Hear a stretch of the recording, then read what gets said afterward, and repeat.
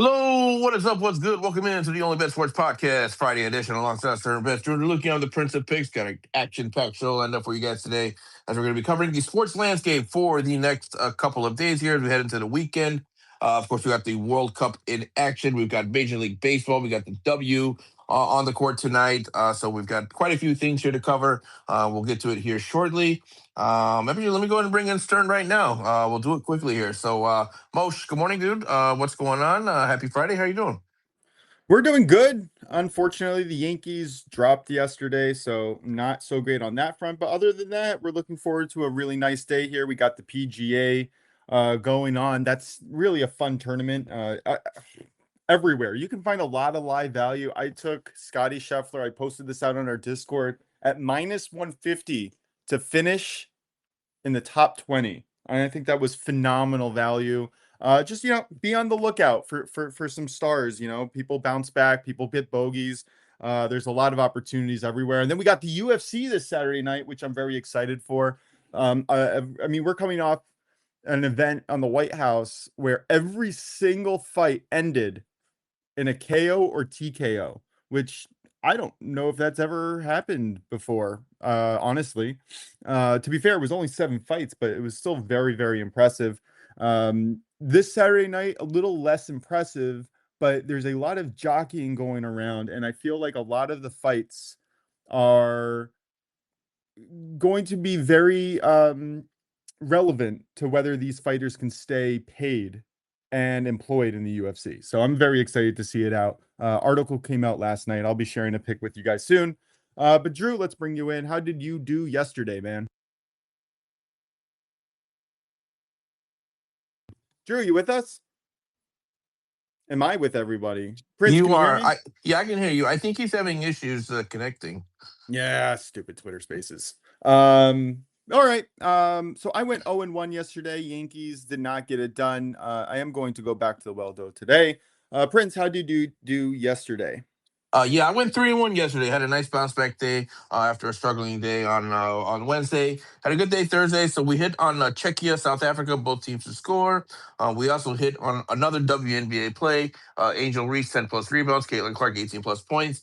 We cashed that one out, and then we also cashed out on our baseball parlay. We had the White Sox over 2.5 and the Blue Jays over 2.5. Those both cleared. So nice 3 wins there. Just 1 loss, so 3-1 heading into today. Yeah, that was a nice hedge on my bet there. I got at least most of my half my money back. That was a brutal beat. Yankees gave up a grand slam in the top of the 9th inning in a tied ball game. So not exactly our most impressive stuff. Duvall came off whatever. Whole different story. Drew, by the way, if you're able to hear us, just join us whenever you can. I apologize. I don't know what's going on, but technical difficulties. Prince, where are we going first on the day today? We have a massive World Cup matchup, USA versus Australia. I know that the public is very much backing the USA, although I think that our crew here kind of has a different story to tell. Anything that you want to? I mean, I know we talked about it yesterday, and we usually talk about the games a day ahead of time, but I mean, this is just too big of a matchup to ignore today. What are your thoughts on it? Yeah, sure. No, we can definitely recap it again. It's a huge one, one that we all got our eye on here, of course, in the States and across the world, really. The host nation is always a team that everyone pays attention to, more so than any other team. So, yeah, of course, the U.S. taking on Australia, massive game this afternoon, 3 p.m. Eastern.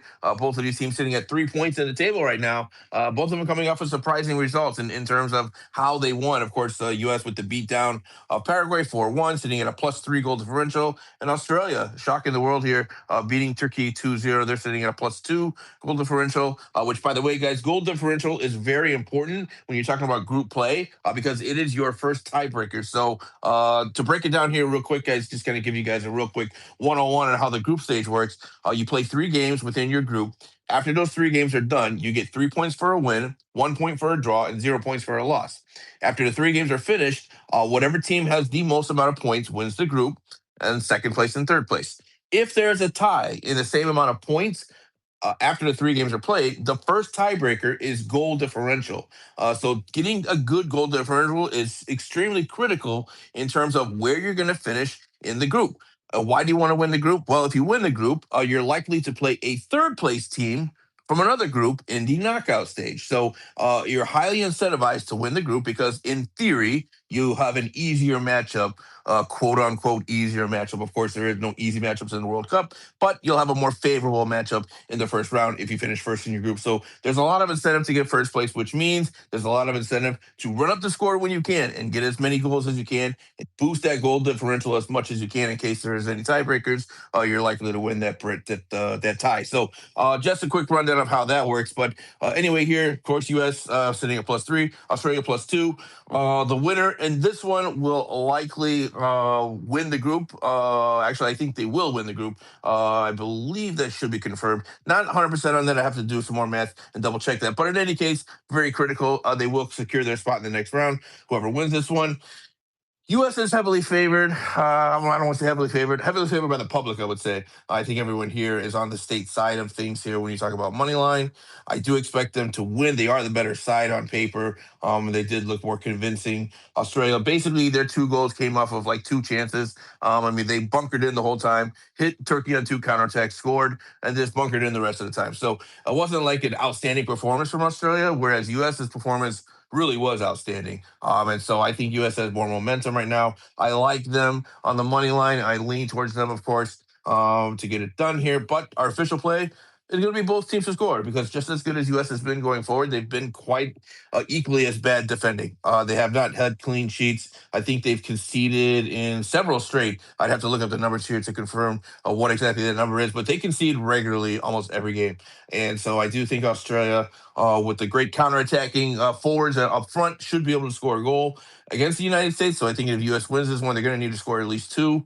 Another part of play you could look at here is something I looked at this morning was USA team total over 1.5 at -130. I think that's an outstanding play as well. Something that I'll probably be adding to the bet slip for myself here. So yeah, a couple. There's multiple ways you can play this, but for me, I just like the value at plus money, getting both teams to score at +100. Yeah, full disclosure, if you were listening to our show yesterday, you got this at plus money. Right now, the line is at -110 for both teams to score. So hopefully you got that in. I'm definitely on it. I told my DK rep that's the play I'm on when he offered me a risk-free USA to win bet. So what I did was, and I hope he's not listening, I went ahead and bet the -160 on the money line 3-way right on DK, and then I went over to Caesars and got the +140 or +135 on the double chance for Australia to ensure no matter what I'm at least making a unit or 2 profit. So that's how I played it. Drew, are you with us yet?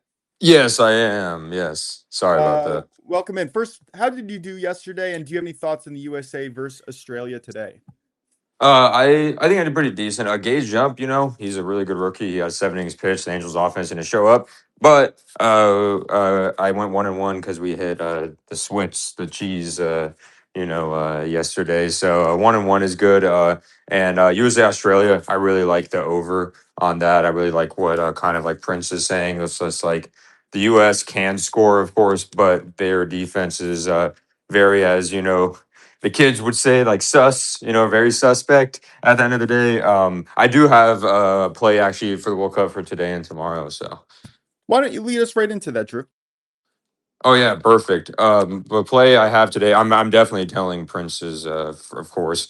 I appreciate you guys getting me more interested in soccer and me do like more research for. I've been loving this World Cup. It's been fun to watch. But my play for today, I really like Morocco on the 3-way money line against Scotland.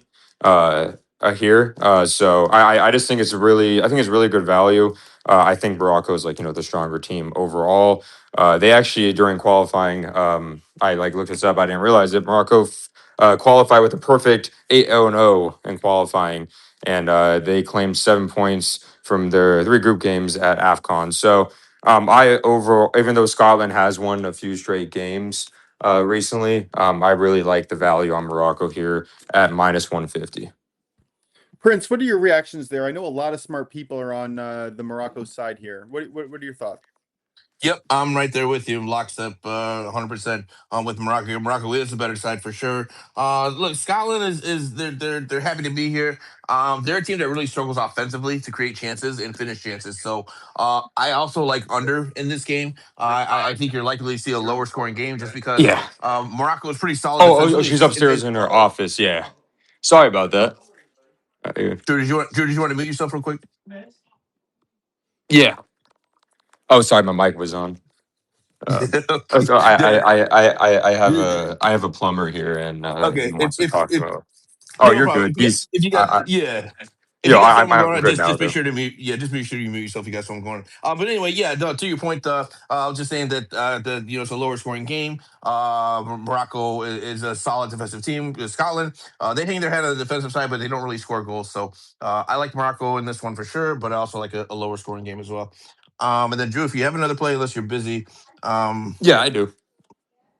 Uh, my other play for tomorrow, it's like minus 180, minus 190. Like, it's something we can definitely use your DK thing on to where if you're putting like a full like couple units on it, you don't really necessarily have to sweating out them just to win. But I do like tomorrow Japan on the three-way money line tomorrow.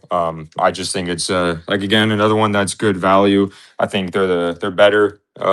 Then I don't know if I'm saying this country right, but is it Tunisia or but I just think they're an overall better team, and I think when you can get Japan for minus 190 like that instead of like minus 300, it's good value. Yeah, I'm all over Japan tomorrow. First of all, I'm all over Japan in this World Cup in particular. Me and Moch have a futures on them to win the World Cup. We'll see if that happens, but I love this Japanese team. I'm a huge fan of theirs. An interesting fact about Tunisia. So they're coming off a 5-1 loss to Sweden. They fired their head coach after the game, which is absolutely unheard of in a World Cup. You never fire your coach in the middle of a World Cup because what's the point? So they're bringing in a guy who's been around, Herb Renard. He coached Saudi Arabia in the last World Cup. He's been around other national teams throughout the last several years. He is coming in not knowing any of these players, not having a clue of how to set these guys up. He's coming in to try to save their World Cup when they already have 0 points and a -4 goal differential and maybe one of the toughest groups in the entire World Cup. I just don't understand what in the world this Tunisian football federation is doing. But that is just an absolute disaster class. His name's Herb Renard. Poor Renard. He's stepping into a complete ish show. And I'm not sure what he's supposed to do. He's going to come into this game asking who these guys' names are and then saying, all right, you play here, you play here. I mean, it's an absolute joke. It's an absolute joke. I think Japan throttles this Tunisia team. I don't see how they're going to have any type of cohesion whatsoever, just based on the circumstances. I mean, how can you step in the middle of a World Cup 2 days notice and try to salvage something against one of the best teams in the tournament? Yeah, no, 100% with you on that one. Yeah. All right. Awesome. Oh, sorry. Getting distracted here at home with my kids, crying and whining because they don't want the type of pizza I have at home. Well, hey, guess what? Let me take over for you because Please do. I'm gonna go ahead and I got some interesting facts here I want to get into, so I'll talk for a few minutes. You guys know I have no problem with that. I'll give you guys a little minute here to catch up on what you need to catch up on. So, looking at some interesting facts about this particular World Cup, and hopefully, Drew, I'm not stealing your fact of the day because this is all pertaining to this World Cup in particular. But so we've heard a lot of conversation about this World Cup being a very entertaining World Cup, right? It's bringing a lot of people under the tent. People are really enjoying this World Cup. People who maybe don't typically watch soccer are watching this World Cup and they're really into it. And so I'm trying to figure out like, why is the reason for that? What are some of the causes that this might be happening? So when you're looking at statistically speaking here, I think there's a couple of things that are playing a key role into why this tournament is so much more entertaining than maybe tournaments of the past. One thing we're looking at here, we're seeing a lot of late goals. Looking at the statistics here, almost 20% of the entire tournament's goals are happening in the last 15 minutes of the matches. And so we are seeing a lot of last minute drama here, which obviously creates an entertaining spectacle here towards the end of the match. It's similar to the Saudi Pro League, which those of you who've been following me or Brad Betts. We've been talking about the Saudi Pro League for years now. They're notorious for last-minute goals, especially stoppage time goals. This World Cup is really rivaling that Saudi Arabian Pro League in terms of how many last-minute goals we're seeing. So I think that's causing some of this entertainment factor here. Another thing is the hydration break. Everyone seems to hate it. However, statistically speaking, it is actually leading to more goals. What's happening here is, and I'll read this here verbatim from this article, tactical shifts in defensive recovery immediately following the hydration breaks have significantly boosted scoring in the final portions of both halves. So what you're seeing is coaches using this hydration break, setting them up tactically, maybe getting some different tactics in there, getting some recovery for these defenders, give them a little water, and they're coming out with more energy, and that's leading to more goals. So it's actually leading to higher scoring matches. Although everyone wants to hate on this hydration break, I think it's here to stay because statistically speaking, it's boosting the goals. Not to mention, this World Cup in this first round is averaging 3.13 goals per game. This is the highest opening round in the last 68 years. We have not seen this many goals in the first round since 1958. So a lot of goals are flying in here, more high scoring than nearly any other World Cup so far. So we got a lot of factors in play here as to why people are really entertained by this particular World Cup. And we're looking at it from a betting standpoint. Let's look at some numbers here, some statistics that are frequently played. Both teams to score is hitting at a whopping 68% of all matches in the World Cup right now. That is an incredibly high rate for a World Cup. It is coming nearly an autoplay. It's becoming nearly an autoplay right now. 68% of the games, of all games, have hit both teams to score. Looking at over 1.5 goals.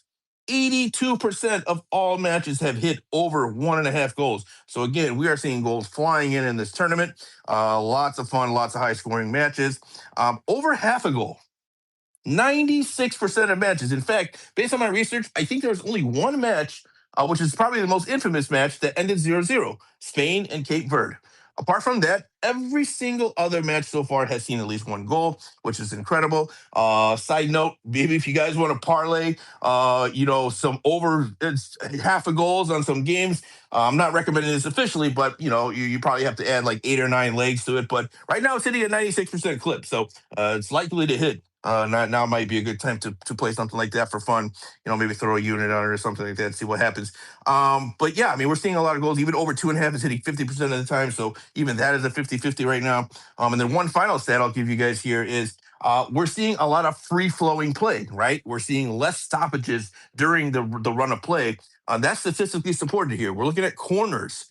Over 9.5 corners had hit just 36% of the matches. So we're not seeing a lot of corners, and over 2.5 cards has hit in just 46% of the matches. So we are seeing an under 50% rate here for cards and corners, meaning we're seeing less set pieces, less stoppages of time, more free-flowing play, faster games. I think there's a lot of things that are contributing here to a more entertaining spectacle. So some things there to note from a betting standpoint, and also some things there to note just from an entertainment standpoint. So I think we're seeing a lot of things come together at once here for this World Cup. And I think it's leading us to a very entertaining one. Mosh, any thoughts on that before I get to my official place? Yeah, I've been blind betting $2. So if you've been doing the promos, you get a bunch of promo money if you bet on the USA matches or whatever on FanDuel and DK and MGM. So I'm using just $2 of free money blind betting a goal at the 90th minute or at the 45th minute of every single match due to the water breaks, like you said. Maybe it's the coaching, maybe it's the humidity and the exhaustion where the defense just doesn't hold their lines well. I don't know what it is, but you have almost a guaranteed 4 minutes on each half of stoppage time due to those water breaks, and goals are being scored there. So yeah, I'm blind betting $2 every single match at the half if I'm there, or at the end of the game, because that's, yeah, like you said, we've been seeing a ton of goals there. Yeah, what's your place for tomorrow, I guess, because Yeah, for sure. Ones for today. Yeah, for sure. All right. Cool. So let's get into the plays here. I got one play for tomorrow. The one I'm looking at here is going to be the early one, 1 p.m. Eastern kickoff, where we have the Netherlands taking on Sweden. Look, I can't see anything other than both teams scoring in this one. You're going to get BTTS at -125. These are two teams that are very offensive reliant, a little bit shaky in the back. I think this one could end up to see a lot of goals in this one. Honestly, I think we could see upwards of 3, maybe 4 goals in this game, maybe even more. I think this one's going to be an absolute shootout. I can't believe we're getting both teams to score at such a playable price, minus 125. Maybe my favorite play so far of the second round of group stage. Love Netherlands, Sweden, both teams to score at minus 125. And then another one here that I'm looking at for Sunday. Let's see as I switch over to the Sunday calendar. Yeah, we got the 9 p.m. Eastern kickoff, the late one on Sunday. New Zealand taking on Egypt. I'm going to play Egypt here. Team total over 1.5 goals at minus 120. Looking at New Zealand's defense, not very good. They did not look very impressive against Iran. I think that's probably their weak spot here in terms of their team structure. I think Egypt should be able to take care of that. Marmouche, Mo Salah, some other guys there might be able to capitalize on a New Zealand poor defensive team here. So give me Egypt to score at least 2+ goals, and you're getting that at minus 120. Any thoughts for you, Mosh? Well, I thought our favorite play was USA Australia, both teams to score, but yeah, I'm with you. I like this Yeah, play that as one well. too. Yeah, that one too. Forget about that one. Yeah. Yeah, it's going to be an amazing day. It really is, or weekend, I should say. We had a little bit of a lull earlier in the week, but now we're back. We got lots of sports going on. Excited to get into it. Unfortunately, Yep. we did lose Drew. Sorry, go on. Oh no, sorry. I was just agreeing with you. So unfortunately, we lost Drew. I do want to go into baseball, but let's give him a little bit more time. Can you just I don't know if you watched the game last night between Caitlin Clark and Angel Reese, but first of all, that was a sweaty cash. Good cash, but sweaty. They're playing again Saturday night. Is that true? They are. It's funny you say that because I do have a play for that game. And guess what? If it ain't broke, don't fix it. I'm going right back to it. They're playing again tomorrow night, and I'm going to the same exact bet that has already hit twice between these two when they've matched up this season. This is the third matchup between the two, and we're going to go to it again. So I'm going to take Caitlin Clark, 18+ points. Angel Reese, 10+ rebounds, and minus 115. Again, these are two statistical categories that both of these players have been maximizing on this season. And so when the lights are bright and these two play against each other, they tend to bring out the best of each other. So it is a matinee game tomorrow. It's a 1 p.m. Eastern tip-off, but it's on ABC. So again, nationally televised game, the only game in the league at that time. So all eyes will be on it, and I think we're likely to see the same exact thing that we saw last night between these two players. And if we're looking at a side here, looking at the Dream minus 4.5, I probably lean towards that. I think the Dream are significantly better than the Fever, to be honest, and especially at home. I'd probably lay the 4.5 with the Dream, but that's just a lean for me. I'm not going to play that officially. Officially, I just go back to the player prop for me. Yeah, I'm in. I don't see a reason not to. These guys are going to be going at it. Girls will be going at it. I very much like this play. Put a little extra on it, just for shits and giggles. Well, not really, just because I trust your WNBA plays so much so that, I mean, how can you not? All right, let's get into baseball. Unfortunately, Drew's not really with us. Maybe he'll come back and give us an outs prop, I'm assuming. I've got 2 plays today that I'm very excited about. First off, we got Tariq Skubal coming back, second start back. So we're not betting him on the first one, but he's facing the White Sox. Eric Fetty, who is sporting a 6.18 road ERA, underlying metrics below average across the board, especially looking at his 15% strikeout rate, which really takes away a huge weapon against the Tigers, who rank 24th and not striking out. Skubal, for his part, again, second game back after injury, where he went 4.2 innings, allowing 2 runs and 4 Ks in his first game back. I expect him to be more stretched out, and I really like fading the White Sox after coming off back-to-back exhausting series against the 2 most dangerous teams in baseball, possibly the 2 greatest teams in baseball, and the Dodgers and the Yankees. Now, the last 2 times I've bet on the Tigers, full disclosure, they've massively let me down in the bullpen. They lead after 5, lead after 7, and then somehow their bullpen mucks it up. But Tigers bullpen is going in the right direction. They ranked 18th just last month. They rank 12th this month in expected metrics and stats. The White Sox, on the other hand, went from 12th and are now 18th or 16th. Sorry. So I like the direction of these 2 teams, where they're going. I personally am rooting for Detroit. I think that they have a real decent chance to make the playoffs. And I think they're going to continue that run. And I think it's basically all hands on deck when Scooble is on the mound. They're going to do whatever they can do to ensure victory for their man to try to get him back into the playoffs. B, so they can get, if they don't make the playoffs, they can get the best possible deal when they trade him before the trade deadline. So something to keep in mind there. But I like the Tigers -1.5 at -105 on MGM. Prince, any thoughts on that play before I get to my second play of the day? No, but I'm glad you gave that out last night because I was looking at the White Sox their team total, but when I read your analysis and your breakdown of it, I went away from it. So thank you for that. You probably saved me some money on there. Listen, I honestly wouldn't be surprised if the White Sox scored 2 or 3. I'm just betting against it. Yeah, my money is where your money is, so I'm with you. Yeah, something else to consider. White Sox are significantly worse on the road. Now, it is a division rivalry, but I do think that they struggled tonight. My second Yeah, I play think there's here. just. Yeah, Oh, sorry, I'm go ahead. sorry. Just real quick, one caveat. I'm wondering what your thoughts are on it. I know there's some strong winds going out in Detroit. Does that play an impact on you at all, or no? I mean, when you have difficult conditions or any sort of factor, what it does is it pushes the better players to be better and the worst players to be worse.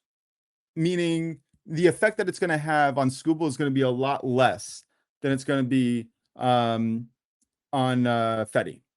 Fetty's going to have a much more difficult time handling it. And when you're looking at their ground ball rate, I mean, this isn't really even close.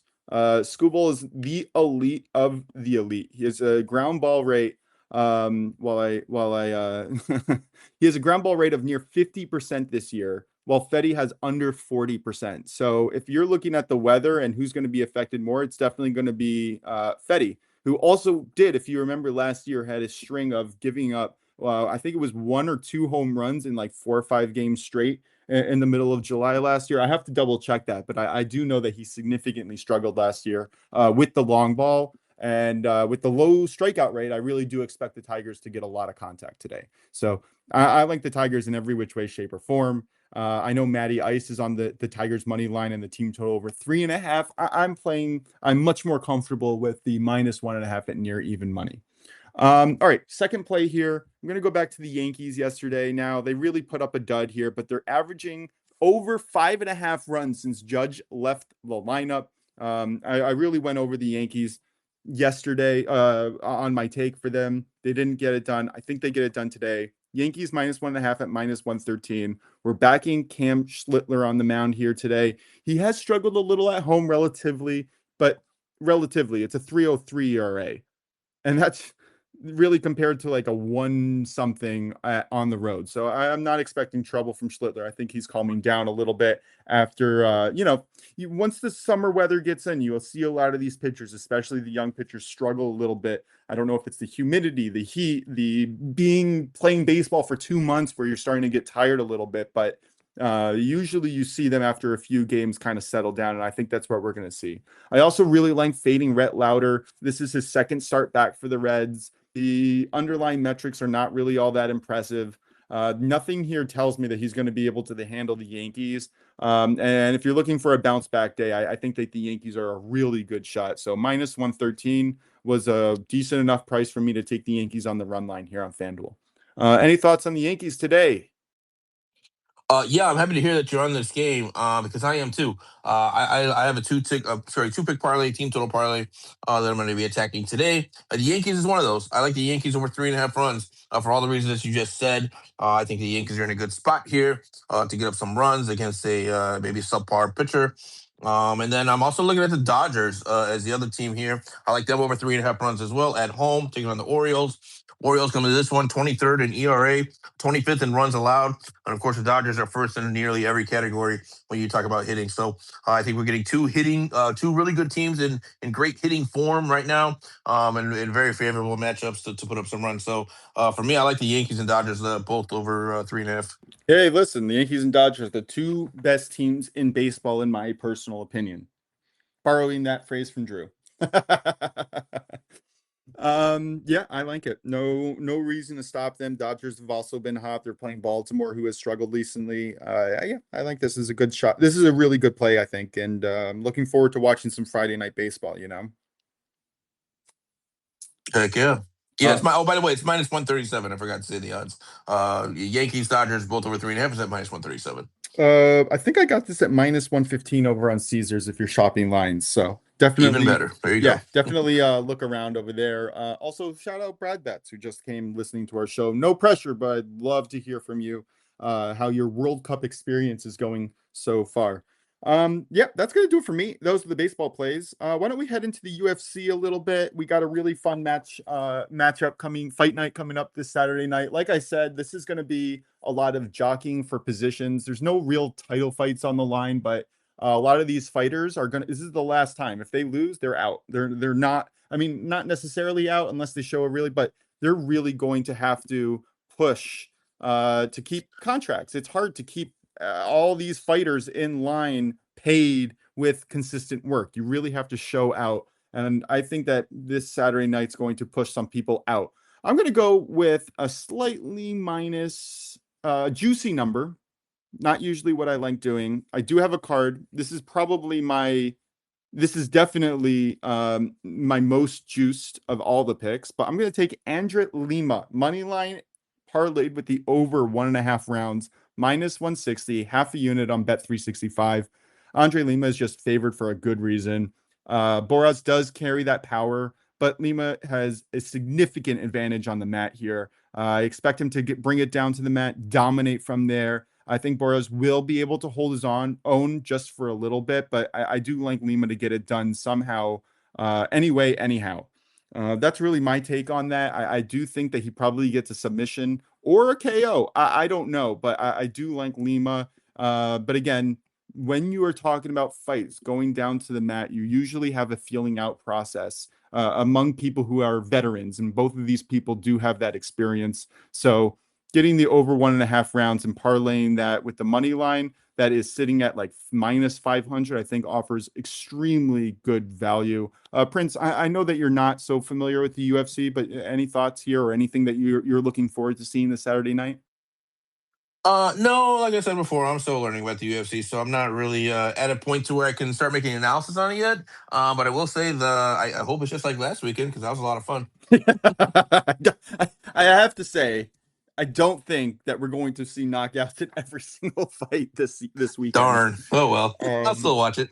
It is interesting to note, though, whether maybe they pick the fighters based on the dangerous ability of finishing both sides, or if you give them enough incentive, maybe you just get more finishes. So I don't know what the answer is, but something that I'm going to be looking out for. And I think a lot of commentators are going to be looking out for to see what the trends hold. But we've let Brad wait long enough. He has requested to speak. Brad, welcome in. Friday show. Hello, and how are you? USA, USA, USA. Don't tell me you're on the Socceroos from Australia. Hey, yes, Good you. day, gentlemen. Good day. How's your World Cup experience been so far? We heard from Prince earlier. We've got lots of goals. We have a lot of late goals. How was your experience so far? My experience is that the World Cup has been absolutely phenomenal, just like it almost always is. Teams really going for it, so there's excitement in watching the matches. The past couple matches, it feels like we've hit a little bit of a lull, mostly in that first half, I'd say. Once that first goal goes in, I've talked about this probably ad nauseum, but once that first goal goes in, it just changes the match. And so when you're watching them, when that first goal goes in, there's most likely going to be more that follow versus less. And we've just been seeing it over and over again, time and time again. And there's certain teams who leave it late. Legs get tired late. So there's a whole lot of reasons of why it goes late, but mostly because time expires. You only have 3 matches. You got to give absolutely everything. Today we got Team USA as an American in the United States. I am obviously thoroughly excited for the match. A little bit nervous, tempering some expectations here because Team USA and Team Australia both don't need to win per se. So a tie puts them at 4 points, whereas nobody can theoretically catch them. A tie still keeps United States above USA or above Australia in the table. There's a lot of factors in there that make a USA sit back type of event, but we haven't seen Team USA sit back in any way, shape, or form for the last better part of a number of months. They're playing very open, offensive football, and that is leaving the back door open, but nobody's been able to capitalize it thus far in this World Cup. Coming into the World Cup, not as high expectations on the USA because of that defense.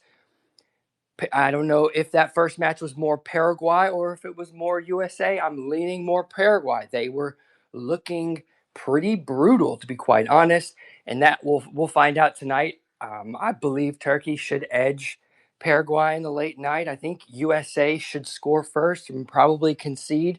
Where it goes from there, I don't know. Morocco, I think Morocco's going to best Spain. Scotland, excuse me. But I do think that there's a possibility that both teams score, even though the Morocco defense is so good. I think looking more toward a lot more goals today overall on the slate. So I'm really excited for what's to come. And if you have any questions, I can answer anything really. Yeah, I do have one question on the USA here. Now, this is going to be a big storyline that I'm sure a lot of people are talking about, so I do want to bring it into our show. Pulisic seems like he's out, and I mean that's a huge blow to the USA. I mean, he was integral in at least two of the goals, if I'm not mistaken, from the round one's matchup. Has he been confirmed out? I think it's I don't know if it's confirmed, but it seems like Okay. it's sure blowing in that direction. Well, that's definitely something. But the one thing that we all have to take into account is it's still not do or die yet. This is a second place match with 3 points in the bag already.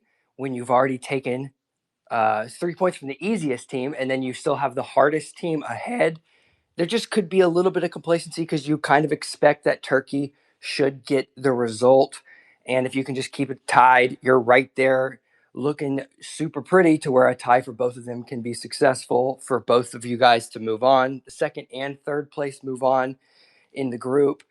The United States can effectively rest Pulisic if they wanted to. What I imagine is he probably just doesn't start and comes in as more of a super sub. But that's, of course, speculation. And you've seen that with some of those other players, i.e., your Lamine Yamal coming back from injury. You almost don't want to test them too much because Christian Pulisic's legs, if you advance, and you already have 3 points, great, not do or die. So Christian Pulisic on that latter stage of the tournament is fundamentally integral. Like he is the piece of that team that needs to be there. So you can kind of survive for a while. Australia's going to sit in deep. Maybe you let somebody go out there and run around and tire them around and give him tired legs. What I always loved as a player was coming in later in the game.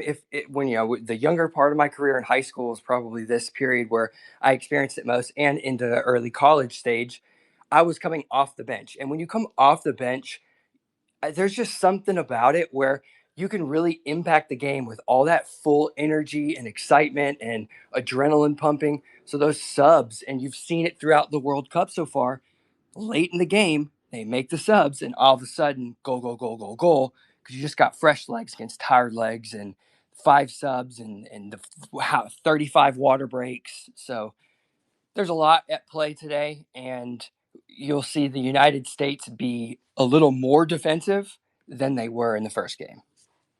Yeah, 100%. And like you said, we've seen this throughout the tournament. Honestly, you see this throughout all of soccer. But when those late subs come in, their energy and movement is just they're on like 1.5 to 2.5 speed compared to everybody else on the pitch who's been on the field for 70 minutes, having to sweat it out. And yeah, I think we saw yesterday. I think we saw 2 goals back to back in the last 5 or 10 minutes of the game from 2 different subs that had just come in. And I'm struggling to remember which game I was watching, Prince or Brad, if you remember, but yeah, definitely. I believe it was Switzerland. I think it was a Swiss. They brought in a sub, if I'm not mistaken. You I know got they scored like Swiss and Canada both scoring yeah. late.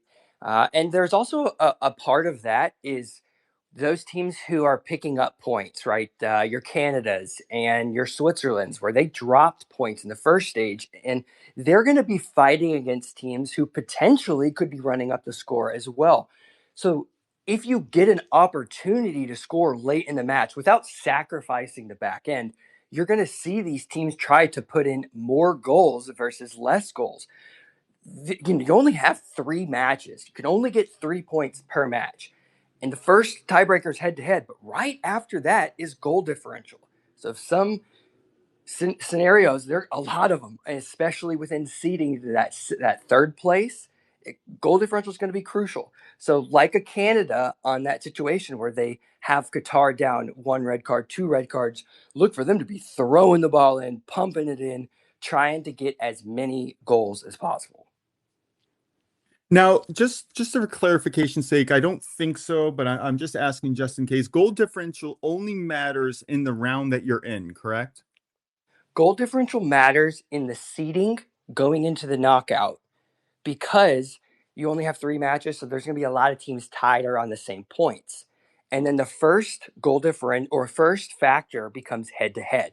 So if let's say you tied that team, well, going into that last match, the first thing that's going to matter is the separation of goals between scoring and conceding. Do you have a wider separation or less? If you're wider, you got more goals and less against you in a plus minus percentage, right? So it can be if you score 10 and you give up 3, that's a 7 differential in the positive versus somebody who is 6 and 2 into the 4s. So it doesn't matter how many goals you score. It just matters the differential in between the scoring and the conceding. Unbelievable. Any plays that you're looking at possibly? No pressure. I know, but if you have any leans or any looks or any kind of plays that we should be kind of keeping our eye out on, I'd love to hear what you have to say. With these matches lately, I've been attacking them live, especially with the way that these teams are approaching the beginning part and how low the lines are. Depending on which match you're actually looking at and what bet you're looking at, a lot of times you can just get the same number, a better number live. I like, and what is happening in some of these is you're starting to see more goals versus less. You are seeing the both teams to score, but that both teams to score, when you really analyze these matches, they're coming in a very irregular fashion. You're getting a Bosnia, a down a man super strike with 2 minutes left in stoppage time. You're getting South Africa penalty late to tie.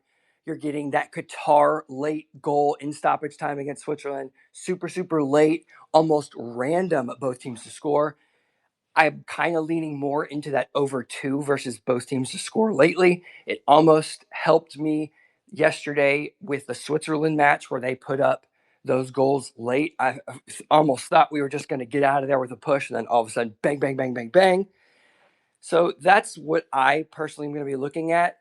I also think Turkey is going to win tonight. I think that they have to win. Not that I think they really should be looking at this match as must win. The way the United States beat them down, I rate Turkey higher than I do the United States. I'm sorry for everybody.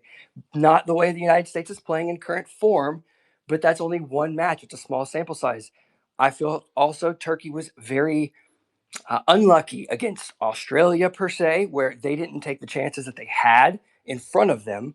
And on another single day, you'll see a Turkey beat that Australia team, or maybe 60, 70% of the time. So I effectively believe that Turkey's going to come out to perform today. I believe Morocco's better and they should win. Possibility of both teams to score. Possibility of the over, believe it or not. Well, I hope it hits the over because I had a boost.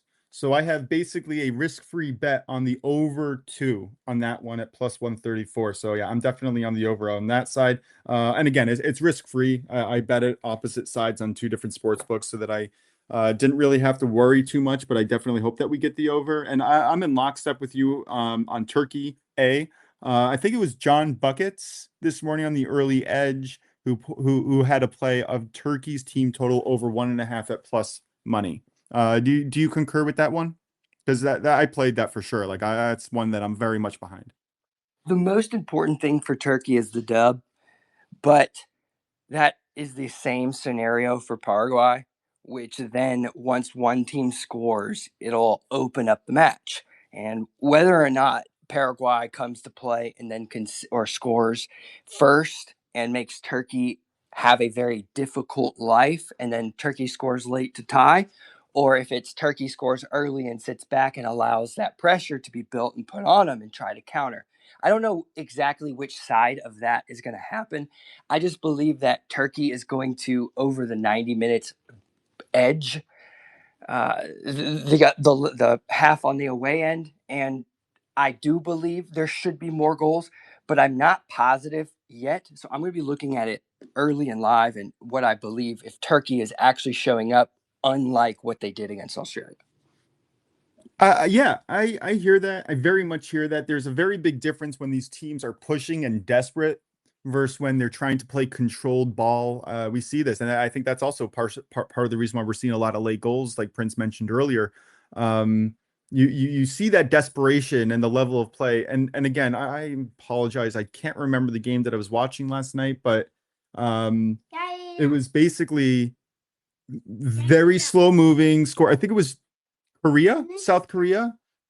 And they were playing lackluster the entire game, like, just trying to control the ball. And then the last 10 minutes, they really started to push it on and starting to create a lot more chances. And I expect Ghana. Turkey to be in that position today. That describes Ghana to a T yesterday. They were so slow. The ball barely moved. They were passing at 2 yards. There was wide open space, 11 people behind the ball. You're going to get a lot of that. I expect a lot of that from Australia. They do have some speedy wingers, but I expect everyone to be behind the ball. You'll see a lot of that. And that's going to be in the early part of the match, because what your game plan is when you go into it, your defense says nothing at halftime. You want to make sure you don't concede at half. And then you can restructure towards the second half. One thing that's very interesting, shout out betting. It's Because We Win over on the Betting Weekly Studios, run by Bet Rivers. Want to make sure make sure I give them the correct stat. It's Turkey have scored in 5 straight matches coming into it prior to Australia in the 54th or 55th minute. So you've seen Turkey almost turn up the Jets early in the second half. That's also something I'm going to be looking for straight out of halftime. Unbelievable analysis. Thank you so much. Feel free, obviously. I'd love to hear a question of the day related to food or otherwise. But Prince, any thoughts or questions that you have? I'm going to turn it over to you, buddy. Yeah, I do. So first of all, as always, dude, thanks for hopping on with us. Really appreciate it.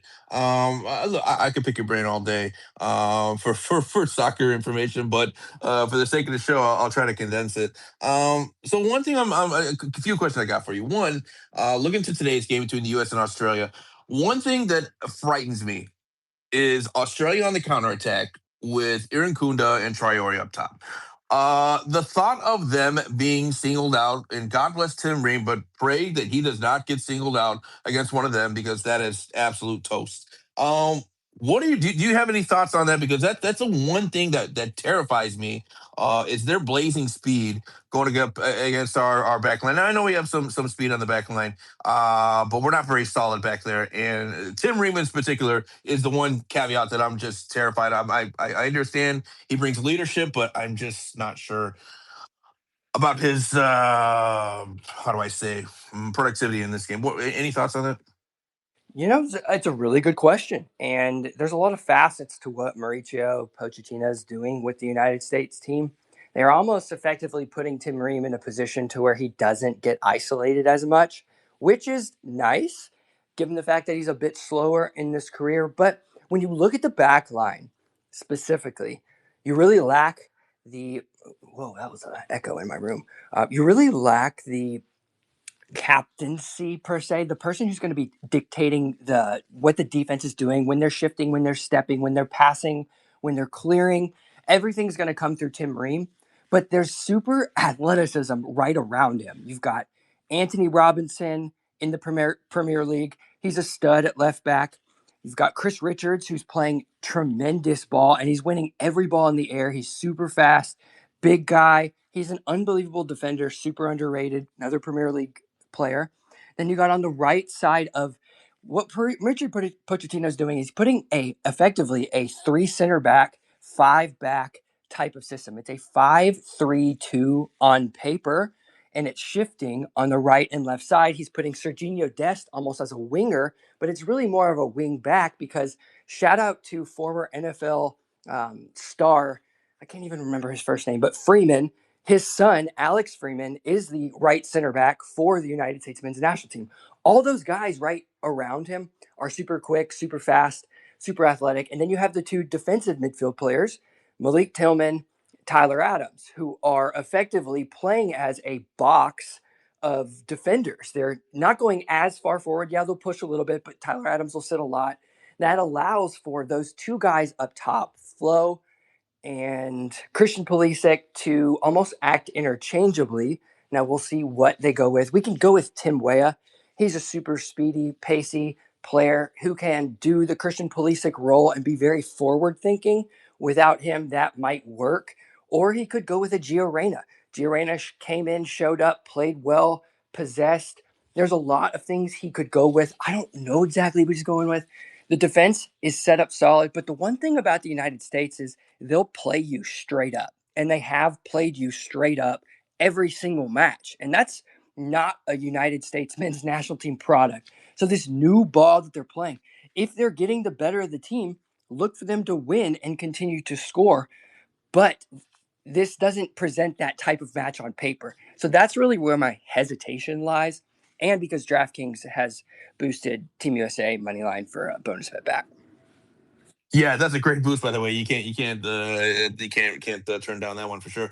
Yeah, I mean, to me, Australia is what USA was, right? The days of pragmatic football are gone under Pochettino, but that's exactly what Australia does. They remind me a lot of USA teams from years past. And to your point, I think without Pulisic, look, I think this U.S. team is much deeper than they were 4 years ago.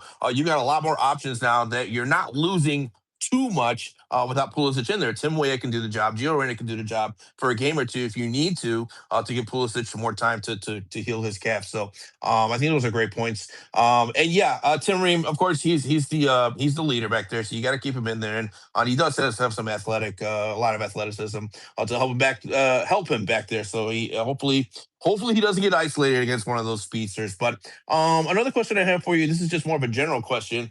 So I know you had some thoughts on the hydration break, right? This is a new concept that's being introduced into this World Cup. For those of you who may not know, basically 25 minutes into the halves, each half we're taking like about a 3-4 minute hydration break is what they're calling it. Essentially, it's a timeout. If you want to break it up, it's almost like first quarter, second quarter, third quarter, fourth quarter, right? But statistically speaking, we've seen more goals from the hydration break. So after the hydration break in the first half and the second half, we've seen a boost in the number of goals scored. Not to mention, we're also seeing a lot of goals being scored in stoppage time late in the game. You know this better than I do. The Saudi League is notorious for that. So I'm just drawing a lot of similarities between the Saudi Pro League and this particular World Cup. Any thoughts on why that might be happening? Why are we seeing a lot of goals towards the end of matches? And then just your general thoughts on the hydration break. I know you've kind of been against it, but statistically speaking, that there does seem to be more goals being scored from that. Does that waver your thoughts at all on that, or what do you think about everything? So we're just finally starting to get a little bit of data post World Cup hydration break per se. It's been just enough matches where you can kind of start to see a correlation built, and that is the momentum shifts. You'll go into the hydration break, and then all of a sudden somebody comes out of that hydration break and dominates. And one person is usually sitting back. You'll probably have some directive from the coach for a certain game plan. If you're doing something, they'll say, hey, let's be super solid at the back. We're not playing great. Let's be a little more defensive. And on inverse, the other coach is saying, hey, this is working. You're not, because the what's not happening prior to this is you don't get that coaching timeout where the coach gets to bring everybody in, run some tactical analysis, tell you what you need to do up here, play this guy. This guy's open. You're not seeing it. If you just turn this way, and you can do that. And on the other end, the coach is saying, hey, you guys are doing great at this, and this, and this.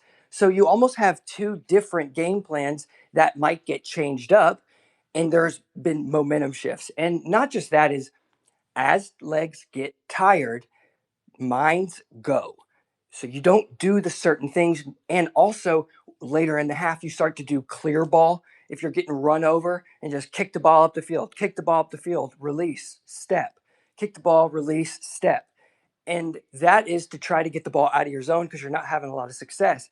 And inversely, the other team is doing a lot more old school ball that Stoke in 2000 year 1990, where it's just lump the ball in, win it, use your aggression. When the ball is in the box, you have a better chance to score when the ball is not in the box, given the fact that the goal is in the box. So the more you lump it in there, the more chances you're going to have, and you do a little more of chance taking late in the half, right before half, push, try to get that corner, and then you might send an extra guy forward kind of and leak out a little bit if you know you only have 30 seconds left.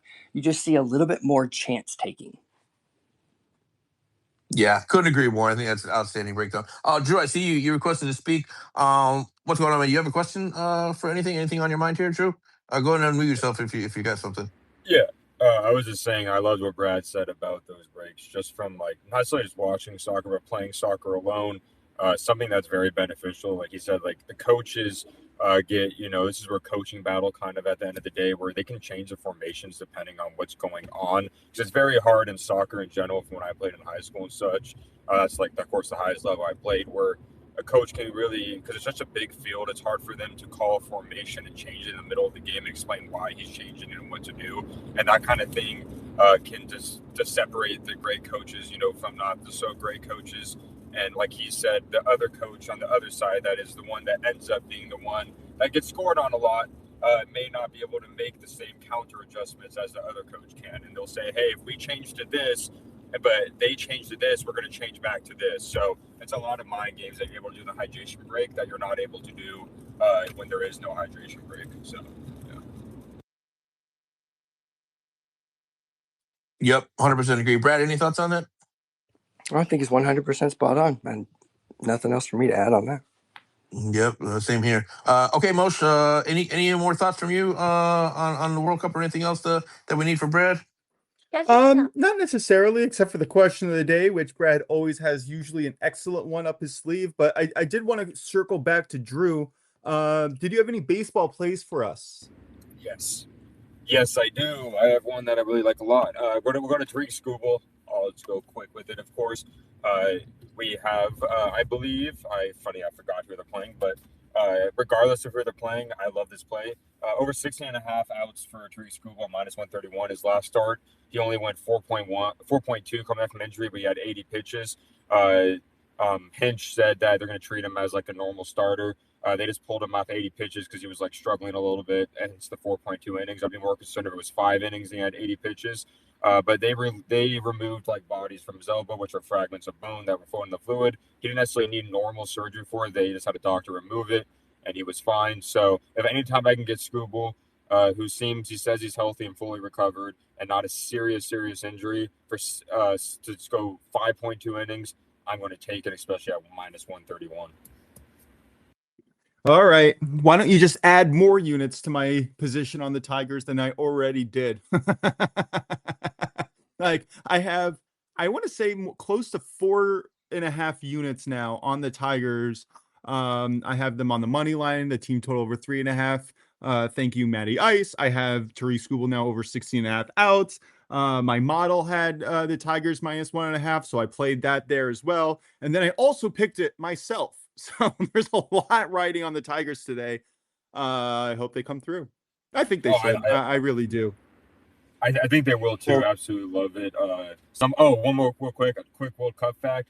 Officially this year, the two people that have the most World Cup appearances of all time, so we can appreciate greatness here, are Ronaldo and Messi, both with 6. There's 3 other people with 5. So officially this year, Ronaldo and Messi have the most World Cup appearances in World Cup history, and I don't think that will ever be broken in a long time. I'll say not ever, but it probably won't be broken in a long time. 6 World Cups. 6 World Cups, right? 2006, 2010, 2014, 18, 22, 26. Yeah, 6. Incredible. I wasn't even in high school in 2006. And you can't forget that Memo Ochoa and Cristiano are the only two players that have been to 6 straight World Cups and not scored in the knockouts. Cristiano being a striker and Memo Ochoa a goalkeeper. Wow, what a great shade. You were great shade there against We just Mr. want CR7. to make Well sure done. that we anoint the correct God who came out and should have got a red card but didn't, and got a hat trick. But that's neither here nor there. Don't forget, lower league United States is continuing to play throughout this World Cup, as many other leagues are as well. The Portland Hearts of Pines are playing on the turf at Westchester, New York, I believe it is. But don't quote me on that. I believe so. But it's an ugly turf with a lot of wind that goes one direction. And what we know about both is they love to score, but they love to score against one another too. 3 straight have been over 3.5. And I may or may not be on the over 2.75. Also, I'm looking and will be looking at the Irish First Division as well as the Irish Premier Division. Both of them have been kicking up scoring a lot lately. It's a little bit bad matchups today, so I'm not attacking anything prior to that. And most, of course, we're going to bring you a question today. If you're going to go into the grocery store and you can only pick out one bag of chips, just one flavor, one type, what is that chip? Well, I have this answer off the top of my head. It's got to be kettle cooked chips, ideally with peanut oil. That's my favorite right there. Hands down. Not even close. It's like deep dish pizza for me. Like all the other pizzas pale in comparison, which I think was actually your last question last week. It was. Now, Prince, Drew, got to figure out what you guys like. Oh, I like so many chips. Drew, go first. Let me single it down to my top three, and I can make a decision. That's hard because there's different chips I like for different occasions. Like if I'm feeling spicy. So actually, can I do a spicy and a regular chip, Brad? If that's fine. I'd love to know when you're feeling spicy. Oh yeah, exactly. Spicy is one of my favorite things. Like I love spicy stuff, and the great thing about that is my kids and wife don't like it, so it's all to me. But my favorite spicy chip, I'm not gonna count Cheetos or that stuff because I don't count those as chips. Is spicy nacho Doritos. I think are one of the most underrated chip flavors out there. They're just the perfect amount of spice to me, and you can taste flavor. And then I would say for the regular chips, I do have multiple, but I would say if I have one go-to, you're gonna kind of notice a trend here. But I would definitely say Cool Ranch Doritos. I could eat a whole bag of those. Of course, I like other miscellaneous ones where I like salt and vinegar. Salt and vinegar chips are like the absolute go-to for any brand. Lay's has probably one of the best, but if I had to pick one and only one regular chip, it would probably be Cool Ranch.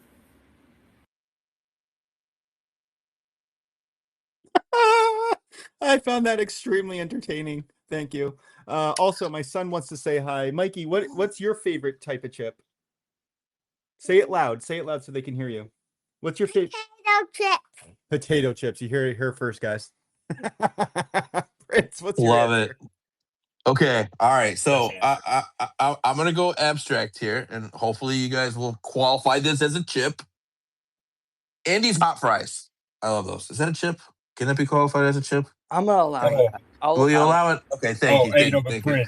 Prince, Yes. I love you for saying that because those are some of my favorite things, and I think they're the one of the most underrated things out there you can find at gas stations and such. Super underrated, super cheap. You can find it anywhere. Yes, absolutely. I could go to town on Andy's hot fries any day, anytime. Doesn't matter. Absolutely love them. By far my favorite spicy chip. If we're going for a regular chip, can't beat a regular original can of Pringles. I just give me the basic Pringles, the red color, just in a straight up can. Pop, once you pop, you can't stop. So true. I literally could go through that in like probably less than like 20 minutes. This man goes from one thing that's not a chip to another thing that's also a chip. Thank you, Brad. Thank you for taking the I was words gonna out I of my can never allow mouth. just answer the Until- question. until that, because you went from it's a crisp. It's not even a chip. It's like a Why is it not a cornmeal chip? bill. A potato chip? Look at it. No, Look at no, it. no, If you no, look at no. a can, doesn't it say potato chips? Prince, It's like when you cornmeal in Lego form. when you look Oh, at a can of Pringles, if it's more chemicals than potato, it's no longer a chip. I'm well, sure the hot I love the fries are all- chemicals. What can I say? No, they're all. Oh, they're that all makes chemical. sense. You like ketchup. Do you like ketchup? Pringles? Yeah, exactly. No, I not. thought I you might just saying try that. ketchup Lay's. Yeah, I could try. I might try that. You give me an idea there, Moshe. I very well might try that. Can I you mean, please ketchup with post it so that I can put it on Fear Factor? ketchup with. I will post ketchup with tortilla chips. That I will do because oh my god, that's making me hungry right now. I might go smash some tortilla chips with ketchup right after we get out of here. All right. Well, the goat chip, where since nobody said it, I don't really know why, but sour cream and onion Lay's, unbelievable. Just an OG, hits so hard. I hate sour cream, but sour cream and onion Lay's, baby, all day. Oh, I love All those, right. but of course you said pick one certain one and stuff like that. Sour cream, onion, salt and vinegar. I actually like the pizza Pringles. Like there's so many, man. Which So- actually, what we should probably give Drew is which chip do you not like? Before we answer that, I just want to say because everyone else gave their favorite chip and maybe like a spicy or something. I found in 7-Eleven, I live literally across the street from a 7-Eleven. The 7-Eleven brand, I don't know what it's called. They came out with a honey Dijon mustard kettle cooked chip, and I'm absolutely obsessed with it. And that would be my favorite non-regular flavor chip. Gross. Sorry, nothing mustard for me. No thanks. It's honey Nothing mustard. mustard. Yeah. Nothing mustard Oh. and nothing pickle. Pickle. Oh my god. Ugh. Want to hear You something eat funny ketchup but about not that? mustard? Yep. I eat ketchup with my chips, but I don't eat mustard. You want to hear something Shame. funny about Poor that, shame. Mosh? Is he asked me what's my least favorite, like what kind of chip I don't like, right? I love mustard, but I do not like Dijon mustard. And you've actually said the chip I don't like. So that worked out really well. Like I don't like Dijon mustard. I like the taste of Dijon mustard. I'm a fan of like sriracha, but I don't like sriracha like kind of chips. That makes sense, Brad. But I mostly like every chip except for some exotic flavors that I won't like. I tried the ketchup chips one time a while ago. They were not as bad as I thought they were. But I usually just I go for just like the sour cream, onion, salt and vinegar chips. Like some Dorito chips, some buffalo kind of like spicy stuff. I see that Lay's or Ruffles makes that are interesting. So yeah.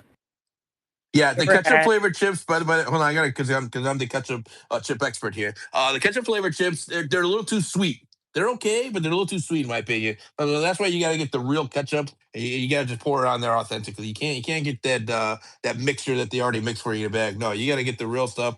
Drip it on there, and go to town. Have you had the You all are. Sorry, go on. Lay's?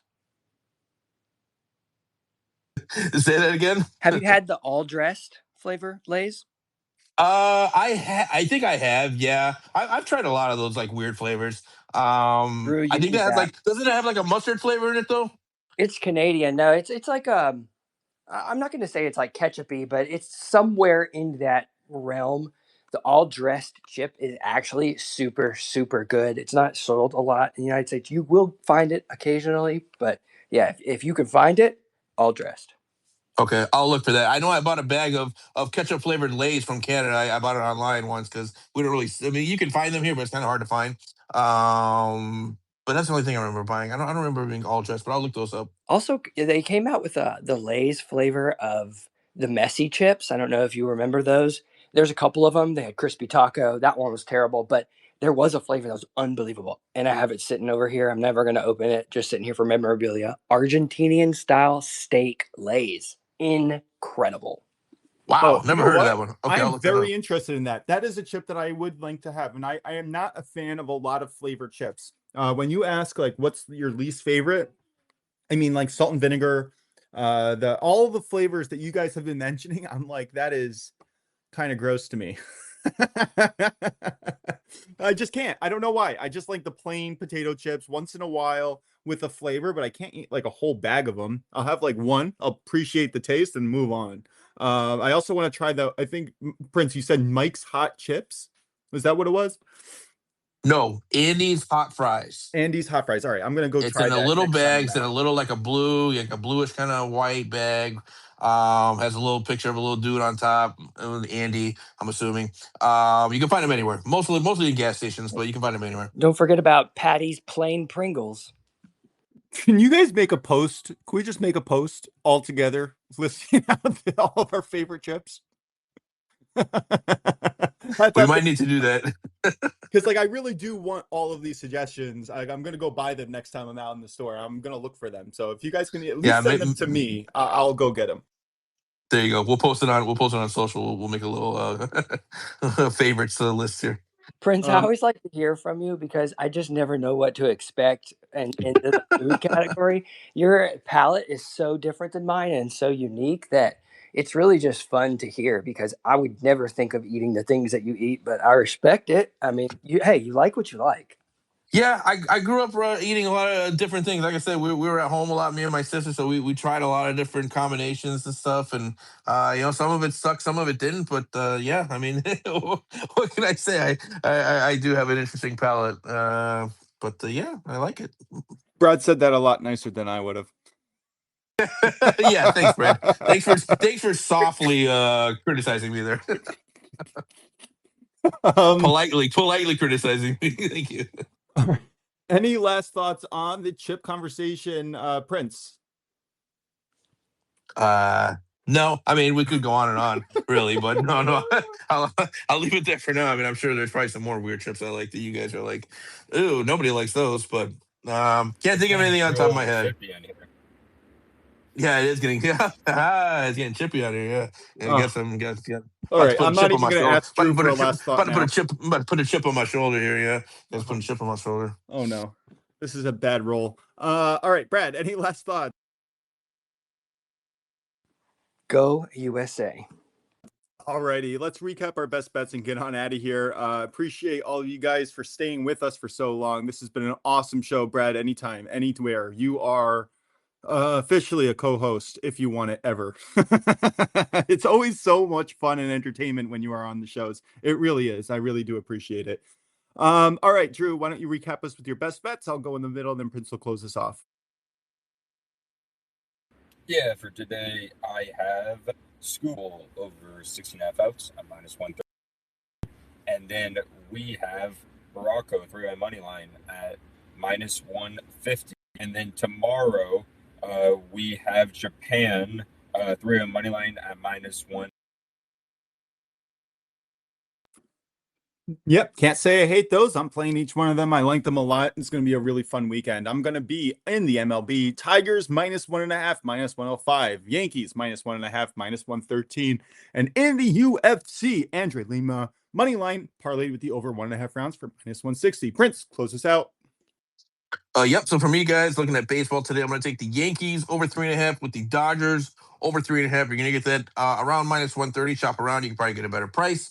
In the WNBA on Saturday, I'm looking at Caitlin Clark, 18 plus points. Angel Reese, 10 plus rebounds. We're going right back to the well. This is going to come in at around -115 odds. And then in the World Cup, we got two plays here. One of them is going to be on Saturday. Give me Netherlands and Sweden. Both teams to score at -125. And on Sunday, I will take Egypt team total over 1.5. Over 1.5 goals against New Zealand. That comes in at -120.